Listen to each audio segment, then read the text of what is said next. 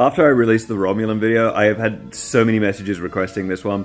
The Klingon Empire. The Klingons are a warrior race, but it's more complicated than that. They are an odd mixture of the brutality of the Norse Vikings, the paradoxical honor system of the samurai, and the zealotry of crusaders and jihadists. They have a warrior caste system. They also have some heavy Christian influence. Like their origin, it's Adam and Eve, but with violence. Thousands of years ago, the gods created the first Klingon, Koitar, and he lived in the paradise of Kuitu. But Koitar was lonely, so the gods created a female companion for him. However, he grew jealous of her, and they had a mighty battle, which he lost. However, instead of killing him, she proposed an alliance, and then they killed the gods. This is one of the foundational Klingon myths, along with the start of their empire, which they see as the greatest love story. The Klingon homeworld of Cronus was ruled over by the cruel tyrant Molar. None could resist his terrible tyranny until Kahless and his lover Lucara stood side by side and alone against his forces and won. Kahless would then kill Molar in single combat with a bat'leth, an iconic Klingon weapon. Think of Kahless like Muhammad Caesar. He establishes the Klingon Empire along with a strict code of honor. But Kahless, after ruling as the first emperor,